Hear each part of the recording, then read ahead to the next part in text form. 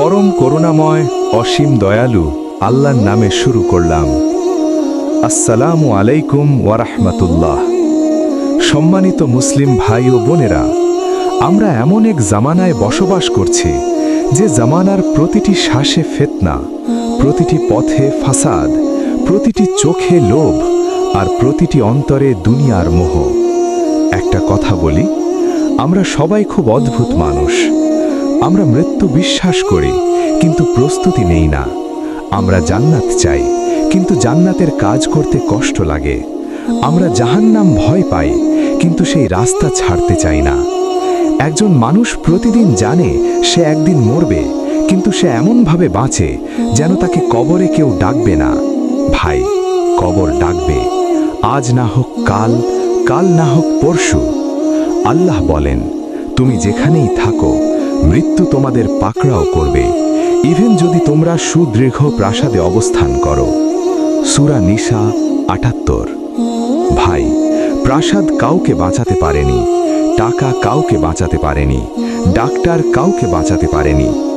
আজ যারা কবরস্থানে শুয়ে আছে তাদেরও তো একসময় স্বপ্ন ছিল, পরিকল্পনা ছিল, কাল থেকে ঠিক হয়ে যাওয়ার নিয়ত ছিল, কিন্তু কাল আসেনি। ভাই ও বোনেরা, আমরা বড়ই আফসোসের জাতি। আমরা সব কিছুর জন্য আফসোস করি। টাকা কম হলে আফসোস, পদ না পেলে আফসোস, কিন্তু একটা আফসোস আমরা করি না, হায় আমি নামাজে গাফেল ছিলাম, হায় আমি তওবা করিনি। আল্লাহ বলেন, জালিমরা সেদিন আঙুল কামড়াবে আর বলবে, হায় যদি আমি রাসূলের পথ অবলম্বন করতাম। সূরা ফুরকান ২৭। ভাই, সেদিন আফসোস করে কি হবে? সেদিন তো আর ফিরে আসার সুযোগ নেই। আজ সুযোগ আছে, আজ নিঃশ্বাস আছে, আজ চোখে পানি আনার সুযোগ আছে।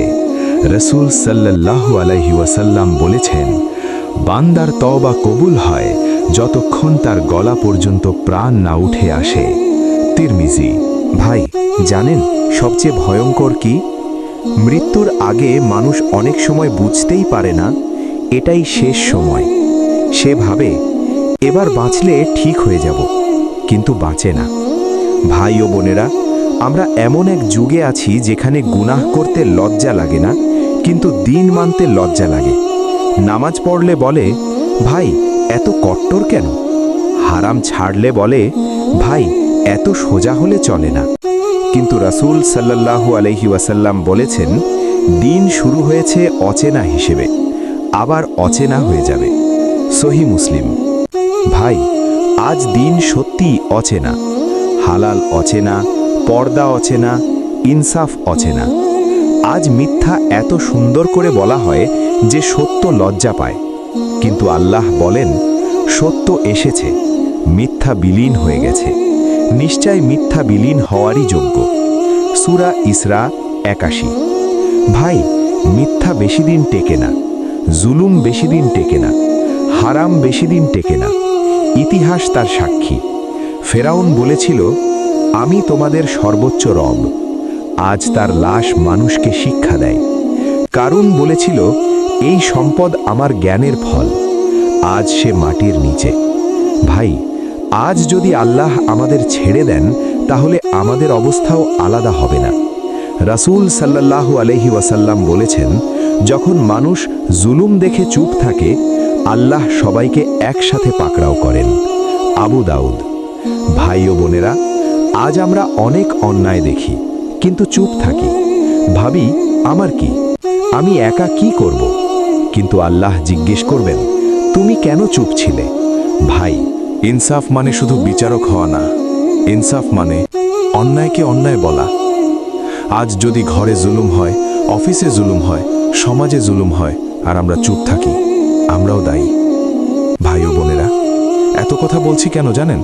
কারণ আমি জানি আমাদের অনেকের ভেতরেই ভয় আছে, অনেকের ভেতরেই অনুশোচনা আছে, কিন্তু শয়তান বলে, এখন না, পরে পরে।